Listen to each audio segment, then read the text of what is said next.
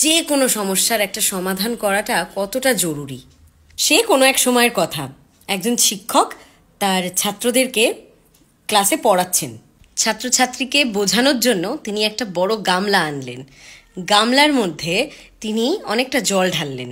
জল ঢেলে তিনি একটা ব্যাঙ ছেড়ে দিলেন, বড় একটা ব্যাঙ, প্রাপ্তবয়স্ক ব্যাঙ ছেড়ে দিলেন। এবার জলে গিয়ে ব্যাঙটা ছপাত ছপাত করে খেলতে লাগলো। কিছুক্ষণ পর শিক্ষক সেই গামলাটিকে, জল শুদ্ধ ব্যাঙ শুদ্ধ গামলাটাকে একটা গ্যাসের ওপর বসিয়ে দিলেন, গ্যাসটা জ্বালিয়ে দিলেন আর জলটাকে গরম করতে শুরু করলেন। এবার জল যখন আগুনে আস্তে আস্তে গরম হচ্ছে, ব্যাঙটাও তখন নিজের শক্তি দিয়ে আস্তে আস্তে জলের ওই গরমটার সাথে নিজেকে অ্যাডজাস্ট করে নিচ্ছে। টেম্পারেচার তো ধীরে ধীরে বেড়েই যাচ্ছিল, আর ব্যাঙটিও তার সর্বস্ব ক্ষমতা দিয়ে অ্যাডজাস্ট করার চেষ্টা করে চলেছিল। কিন্তু ধীরে ধীরে টেম্পারেচার এতটাই বেড়ে গেল যে জলটা ফুটতে আরম্ভ করলো। তখন সেই ব্যাঙটার পক্ষে আর অ্যাডজাস্ট করা সম্ভব হলো না। তাই সে বাইরে বেরোনোর জন্য একটা বড় লাফ দেওয়ার চেষ্টা করে, কিন্তু সে অসফল হয়, লাফ দিতে পারে না। কারণ এতক্ষণ তার সর্বস্ব শক্তি দিয়ে সে ওই গরম জলের তাপমাত্রার সাথে নিজেকে অ্যাডজাস্ট করার চেষ্টা চালিয়ে গেছে, তাই তার মধ্যে আর কোনো শক্তি নেই। ব্যাঙটা আবার চেষ্টা করে এবং বারবার চেষ্টা করে লাফ দিয়ে বেরোনোর, কিন্তু তার আর লাফ দিয়ে বেরোনো হয় না।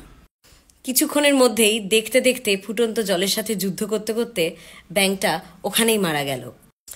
তখন শিক্ষক ছাত্রছাত্রীদেরকে জিজ্ঞেস করলেন যে এই ব্যাঙটাকে কে মারলো বলো তো। তখন সবাই বলে, স্যার গরম জলই ব্যাঙটাকে মেরে দিল।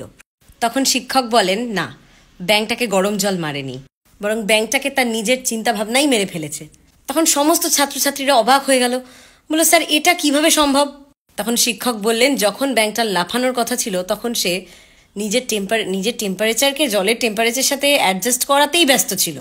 তখনও কিন্তু ব্যাঙটা তার লাফানোর ক্ষমতা হারায়নি। তখনই কিন্তু সে লাফ দিয়ে, যখনই দেখলো সে আনকমফোর্টেবল, তার অস্বস্তি হচ্ছে, গরমটা সে নিতে পারবে না, তখনই কিন্তু সে ওইটুকু অস্বস্তিতে লাফ দিয়ে বেরিয়ে যেতে পারতো।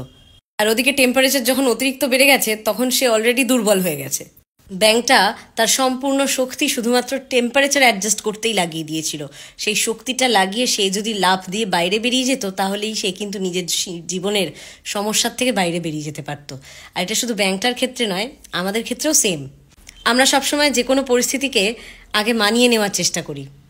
পরিস্থিতি কিছুটা গড়বড় দেখলে আমরা হট করে সেখান থেকে বেরিয়ে আসতে চাই না, আর আমরা ততক্ষণ মানিয়ে নিই যতক্ষণ না পরিস্থিতি খুব বেশি খারাপ হচ্ছে। আর যখন পরিস্থিতি আমাদেরকে চারপাশ থেকে ঘিরে নেয়, যখন আমাদের আর পালাবার পথ থাকে না, তখন আমরা খুব পস্তাই এবং পস্তাতে পস্তাতে ভাবি যে সময় থাকতে থাকতে যদি নিজেকে সেই জায়গাটা থেকে বের করে আনতাম। খারাপ ভালো দুটো পরিস্থিতিই আমাদের সবার জীবনে আসে, কিন্তু আমরা বেশিরভাগ মানুষই খারাপ পরিস্থিতিটাকে ভাগ্য মেনে নিয়ে জীবনটা দুঃখে কাটিয়ে দিই বা মানিয়ে নিতে নিতে কাটিয়ে দিই। একটু ভেবে দেখলেই মনে হয় ওই ব্যাঙটির মতো আমরাও পরিস্থিতিকে একদম শেষ পর্যায়ে নিয়ে যাচ্ছি না তো, যেখান থেকে আর আমাদের লাফ দিয়ে বেরিয়ে আসা যাবে না বা আমাদের বেরিয়ে আসাই যাবে না, সেই রকম পরিস্থিতিতে নিজেদেরকে নিয়ে যাচ্ছি না তো। তাই কোনো পরিস্থিতি যদি আমাদের ভবিষ্যৎ খারাপ করে দিতে পারে, সেটাকে বর্তমানে বুঝে ভবিষ্যৎটা খারাপ হওয়ার আগেই সেখান থেকে লাফ দিয়ে বেরিয়ে আসতে হবে। একটু কষ্ট হলেও পরে শান্তি পাওয়া যাবে।